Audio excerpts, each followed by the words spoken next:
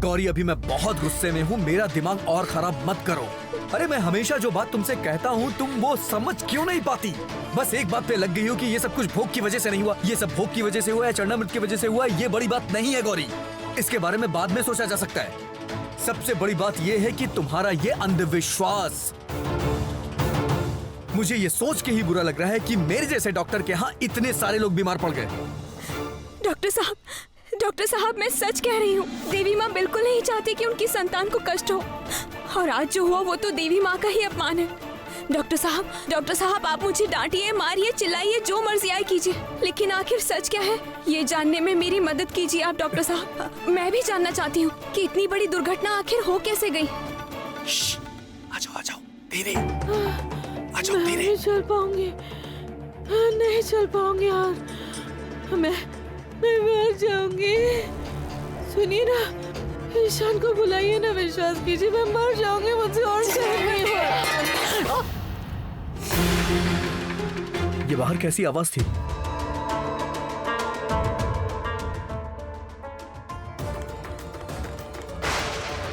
हाँ, डॉक्टर साहब ऐसा लग रहा है कि कोई बाहर तड़प रहा है, चलिए चलकर देखते हैं।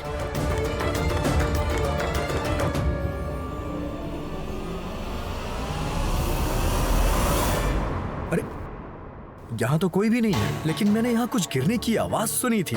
हाँ डॉक्टर साहब मैंने भी सुना था, किसी के कराहने की आवाज आ रही थी। ये देखो, ये गिर गया था, शायद इसी की आवाज हमें सुनाई दी होगी। नहीं डॉक्टर साहब इसकी आवाज नहीं थी, किसी के दर्द में कराहने की आवाज थी, ये तो पक्का है।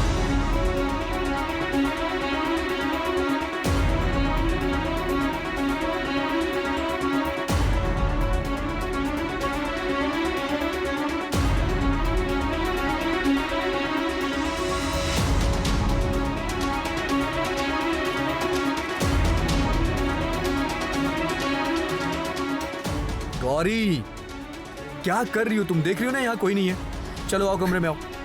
नहीं डॉक्टर साहब मेरा मन कह रहा है गौरी बेकार की बातें बंद करो, मुझे ये सब बिल्कुल अच्छा नहीं लगता है। कमरे में चलो।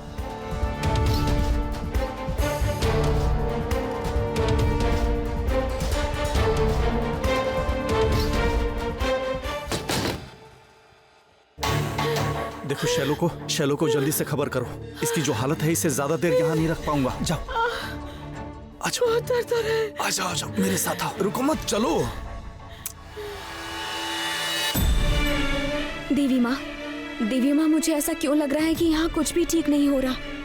आप रक्षा कीजिए माँ, रक्षा कीजिए। मैं मर जाऊंगी। माधुरी की हालत तो लगातार खराब होती जा रही है। मुझे पता है मजले भैया, लेकिन इसमें मैं क्या कर सकती हूँ? मुझे यहाँ क्यों बुलाया है? ये शैलुमा इंसान है भी या पत्थर है? इनके दिए हुए चरण अमृत पीकर ही मेरी ये हालत हुई है। अभी मैं मरने वाली हूँ और इनको कुछ पड़ ही नहीं है। कह रही कि क्यों खामखा मुझे बुलाया है। तो क्या करता बोलो? तुम्हें नहीं बताता तो किसको बताता? तुम्ही ने तो कहा कि इसकी हालत के बारे में किसी को मत बताना, मैंने नहीं बताया।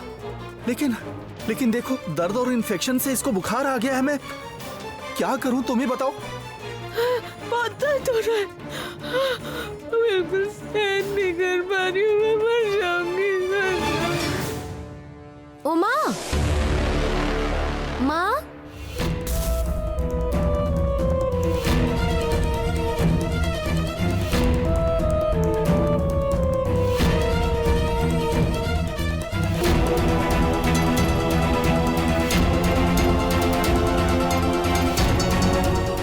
क्या हो गया?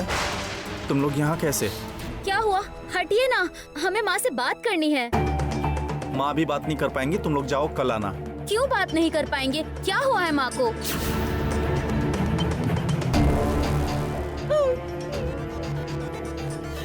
पता नहीं माँ को क्या तकलीफ हो रही है, बताइए तो क्या हुआ है माँ को? कुछ नहीं हुआ है, मैं शैलो से बात कर रहा हूँ, जरूरी बात कर रहा हूँ। तुम लोग जाओ अभी यहाँ से, जाओ। क्या हो गया? जाने के लिए बोला ना। चल।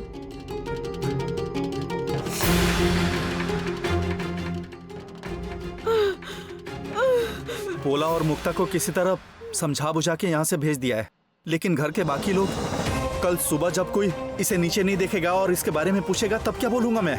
इसे कमरे में कब तक बंद करके रखूंगा? मजले भैया, दिमाग ठंडा करके मेरी बात सुनिए। अभी कुछ नहीं कर सकते हम लोग। थोड़ा समय दीजिए, रात होने दीजिए, सब लोगों को सो जाने दीजिए, तब चुपचाप किसी डॉक्टर को बुलाकर माधुरी का इलाज करवा लेना, ठीक है? तब तक चुप रहिए और किसी को पता नहीं चलना चाहिए, कोई भनक नहीं लगनी चाहिए। मैं मर जाऊंगी, नहीं बचूंगी, मैं नहीं बचूंगी। कुछ नहीं होगा, कुछ नहीं होगा तुम्हें। मैं मर जाऊंगी, मुझे लगता है कि अब मैं नहीं बचूंगी, मैं मर जाऊंगी।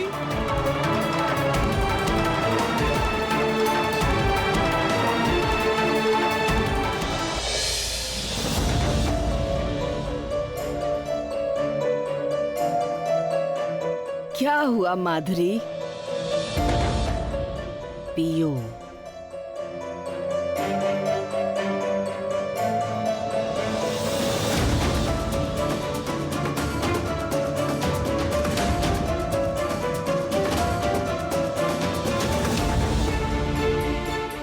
मजली चाची जी, आप ठीक तो है ना?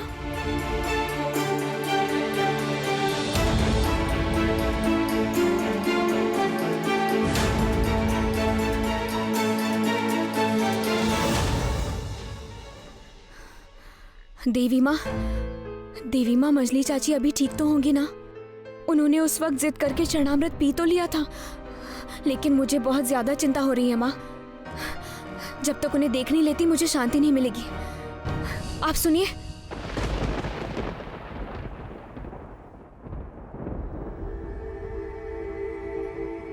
नहीं रहने देती हूँ।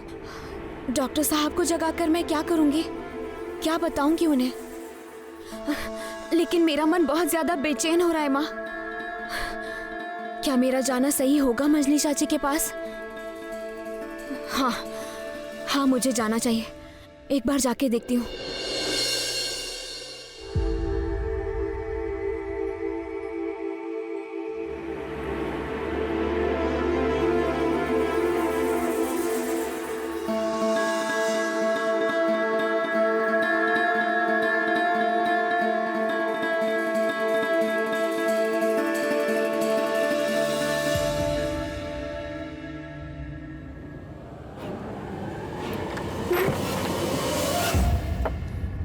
अच्छा, क्या हुआ? इधर आइए। आप बिल्कुल बात नहीं करेंगे, चुप। लेकिन आखिर बात? चिल्लाइए मत, सब जाग जाएंगे। भार्गवी चादर दो। क्या क्या ये कर रहे हो? धीरे धीरे, इतना बोल क्यों रहे हैं? मुझे इलाज करने के लिए बुलाया ना? नहीं, मतलब मैं बहुत जगह इलाज करने के लिए गया हूँ, लेकिन इस तरह से कभी भी किसी ने मुझे किडनैप नहीं किया है। आप ज्यादा बात मत कीजिए, आप मेरे साथ आइए। बोलिए मत, ढकिए ढकिए इसको।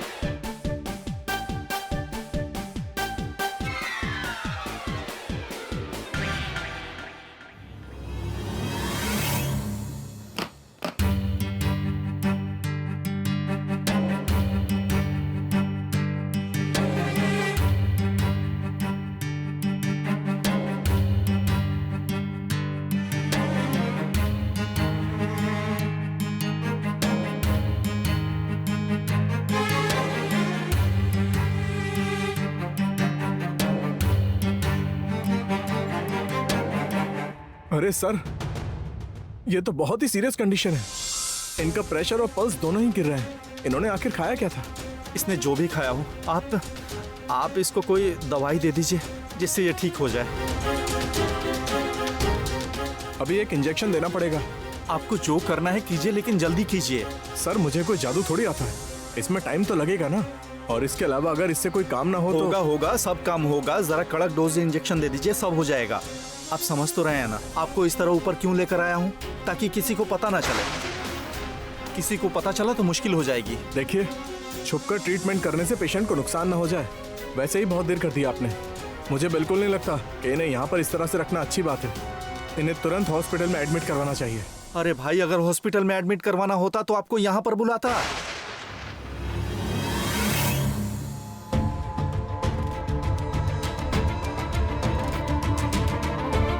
मंजली चाची के कमरे में इतनी देर रात लाइट चल रही है। आप इसको ठीक कर दीजिए ना, जितने पैसे चाहिए मैं दूंगा, ठीक कीजिए। नहीं तो शैलो आपकी हालत माधुरी से भी ज्यादा खराब कर देगी। और लगता है किसी के बोलने की आवाज भी आ रही है। इसका मतलब ये है कि मुझे जिस चीज का डर था वही हुआ। मंजली चाची की तबीयत खराब तो नहीं हुई ना? नहीं नहीं, मुझे एक बार जाकर देखना चाहिए।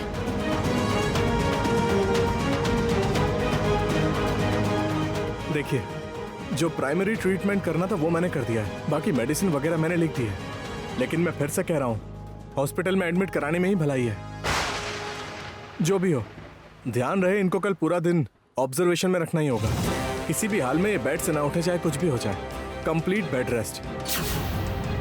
ये आखिर कैसे हो सकता है? अगर माधुरी इस तरह से कमरे में बंद रहेगी तो मैं सबको क्या जवाब दूंगा? सब लोग तो सवाल करेंगे कि माधुरी कहाँ है, क्या हुआ है। इसकी बीमारी का पता चला तो बहुत बड़ी मुश्किल हो जाएगी।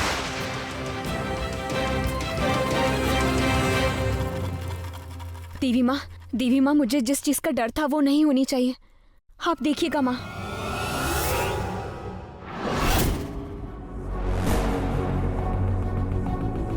इतनी रात गए तुम यहाँ क्या कर रही हो? नहीं, वो असल में इतनी रात में मंजली चाची के कमरे की लाइट जलती देखी, इसीलिए। उससे तुम्हें क्या? दूसरे के कमरे में बत्ती क्यों जल रही है ये भी तुम्हें जानना होगा। हर बात पर टांग अड़ाने की जरूरत है क्या? अच्छा भार्गवी दीदी, आप भी तो यहाँ पर टहल रही हैं। आपको पता है क्या कि अंदर कुछ हुआ है?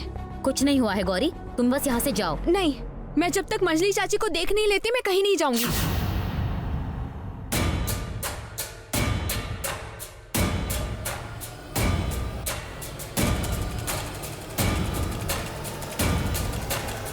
बाहर कौन बात कर रहा है?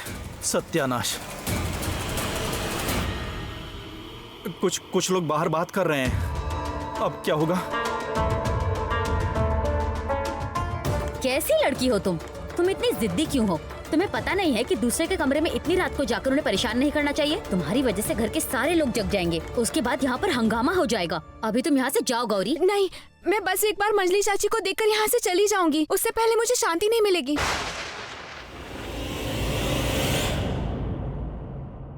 क्या बात क्या है गौरी? इतनी रात को कमरे के बाहर चीख क्यों रही हो? देखिए ना, ये लड़की कितनी जिद कर रही है। इसको अभी ही मंजली चाची से मिलना है, नहीं तो इसे शांति नहीं मिलेगी। किस्मत अच्छी है कि रात तक मैं माँ का काम कर रही थी, इसलिए मैंने देखा कि ये लड़की यहाँ पर घूम रही है। इतनी रात को तुम माधुरी से क्यों मिलना चाहती हो? वो सो रही है अभी। सो रही है? इतनी रात को सोएगी नहीं तो क्या करेगी? विश्वास नहीं हो रहा है? देखो,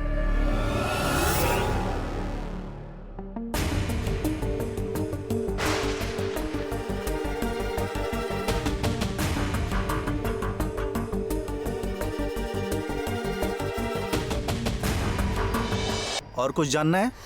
अच्छा मंजली चाचा, सब ठीक तो है ना? अगर कोई परेशानी हुई तो मुझे बताइएगा। समस्या? किस बात की समस्या? और अगर कोई समस्या होगी भी गौरी तो तुम्हें क्यों बताऊंगा मैं? तुम इतना परेशान क्यों कर रही हो इतनी रात को? एनफ, देखो अभी बहुत हो गया है, अभी जाओ तुम यहाँ से, जाओ।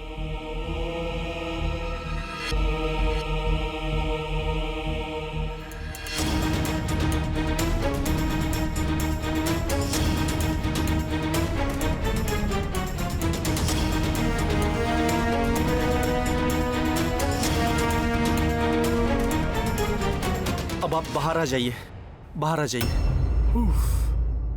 लाइफ में बहुत सारी जगह पेशेंट देखने गया हूँ, लेकिन इस तरह से छुप छुप के मैंने कहीं ट्रीटमेंट नहीं किया। देखिए, इनको ऐसी कोई बीमारी नहीं है जिससे लोगों से इन्हें छुपाना पड़े। सिर्फ फूड पॉइजनिंग ही तो हुई है, क्यों छुपा रहे हैं इन्हें? जरूर कोई वजह होगी तभी ऐसा कर रहा हूँ। ये लीजिए आपके पैसे। ठीक है, अब मैं चलता हूँ, लेकिन याद रखना कल ये बिस्तर पे से पूरे दिन नहीं उठेंगी। अगर ये उठी तो मुसीबत हो सकती है। और जो दवाइयाँ मैंने लिखी हैं वो इन्हें टाइम पर दे देना। और मैं फिर से बता रहा हूँ, अगर कुछ भी सीरियस लगे तो तुरंत हॉस्पिटल में एडमिट करा देना, यहाँ पर मत रखना। अच्छा, अब मैं चलता। आइए आइए, एक मिनट।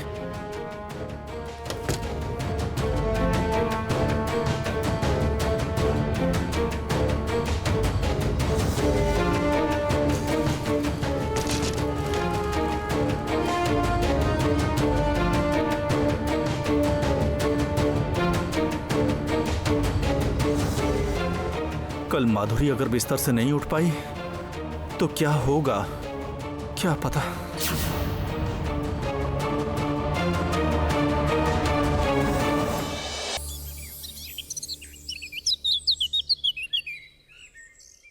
गौरी, गौरी,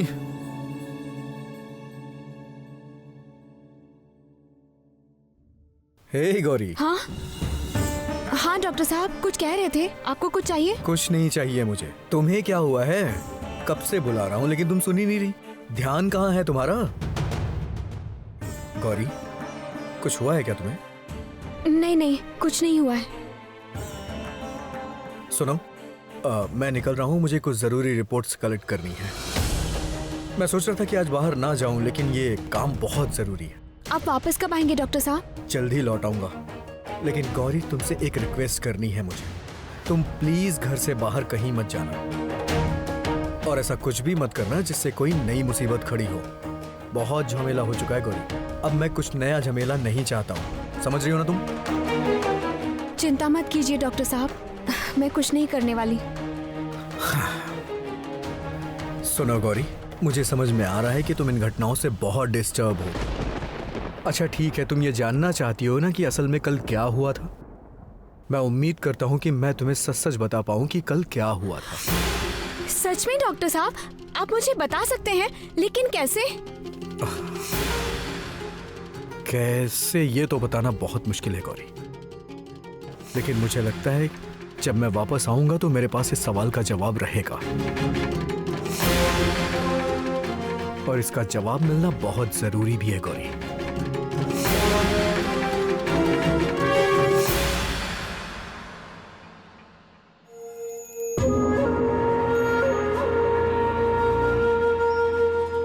खबरदार, देवी माँ के पास भी मत आना तुम।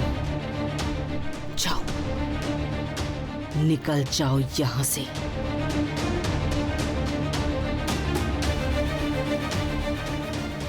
ये लड़की, इस लड़की ने जो किया, उसके बाद मैं नहीं चाहती कि ये देवी माँ के पास भी आए, और अगर ये वहाँ आती है तो मैं आरती नहीं करूँगी। मैं नहीं चाहती कि इस पवित्र मंदिर में इस लड़की के पैर पड़ें। चलो ऐसे मत करो। गौरी मंदिर में क्यों नहीं आ सकती है? वो घोषाल परिवार की बहू है। मंदिर में पूजा होगी और यहाँ पर वो नहीं आएगी, ऐसा तो नहीं हो सकता। मैं कोई बात नहीं सुनना चाहती हूँ, एक शब्द भी नहीं सुनूंगी। मुझे सिर्फ इतना पता है कि जो इसने किया है, उसके बाद इस मंदिर में पैर रखने का इसको कोई अधिकार नहीं है। चलो माँ, ऐसा मत कहिए। मैं देवी माँ के मंदिर में आए बिना नहीं रह सकती। शैलू ने क्या कहा, तुम्हें सुनाई नहीं दिया क्या? शैलू से जुबान लड़ाना, उसकी बात न मानना, यही क्या तुम्हारा मकसद है? अभी के अभी यहाँ से निकल जाओ। छोटे दादाजी, मैंने बचपन से देवी माँ के दर्शन करने के बाद ही अपने हर दिन की शुरुआत की है, और मेरा दिन खत्म भी उन्हीं का चेहरा देखकर होता है। और मैं अपना सारा सुख दुख, अच्छा बुरा सब कुछ देवी माँ के सामने आकर ही मैं अपनी हर बात कहती हूँ, देवी माँ से बातें करती हूँ। आप मुझे अपनी देवी माँ से अलग मत कीजिए, और सच कह रही हूँ, मैंने कुछ भी गलत नहीं किया है। मुझे इतनी बड़ी सजा आप मत दीजिए। सही है गौरी, सही है। भला तुम क्यों अन्याय करने लगी? तुम्हारी नजर में सारा अन्याय तो मैंने किया है। जो कुछ भी हुआ है सब कुछ मेरी वजह से है ना? इतनी बड़ी हिम्मत हो गई तुम्हारी। इतने सारे लोगों के आगे तुमने मेरी तरफ उंगली उठाई है। तुमने कहा है कि मेरा चरणामृत पीकर लोग बीमार पड़ गए हैं। अगर तुम्हारी बात सच निकली गौरी, तो माधुरी को वैसा क्यों नहीं हुआ? उसने हम लोगों के सामने खड़े होकर, तुम्हारे सामने खड़े होकर चरणामृत पिया था, कुछ भी नहीं हुआ उसे। अच्छा, मंजली चाची जी कहाँ पर है? दिखाई क्यों नहीं दे रही है? सच कहा, बड़ी दीदी, आपने मछली दीदी को देखा? मैंने तो उन्हें सुबह से नहीं देखा। नहीं, मछली तो नीचे नहीं आई है, रसोई घर में भी नहीं दिखाई दी। माधुरी यहाँ नहीं है, मैंने भी ये ध्यान नहीं दिया। हाँ, तुमने माधुरी का कोई इंतजाम नहीं किया? करी है, डॉक्टर ने जांच की है उसकी। कहीं मंजली चाची बीमार तो नहीं हो गई? हाँ, अच्छा आप लोग बताइए, आपने मंजली चाची को सुबह से घर में कहीं पर भी देखा है क्या? आज तो वो मंदिर भी नहीं आई हैं। मुझे तो कल रात से ही इस बात पर शक हो रहा था। मुझे बहुत चिंता हो रही थी मंजली चाची की। कहीं वो बीमार पड़ने की वजह से कमरे में तो नहीं है? किसने कहा कि मैं बीमार हूँ? मैं बिल्कुल ठीक हूँ गौरी। मेरे बारे में ऐसी झूठी बात मत फैलाओ कि मैं बीमार हूँ। मंजली चाची जी, मंजली चाची जी, आप ठीक तो है ना? आपकी तबीयत तो ठीक है ना? हाँ, ठीक क्यों नहीं रहूंगी? मैं बिल्कुल ठीक हूँ। और तुम अचानक ऐसी बातें क्यों पूछ रही हो गौरी?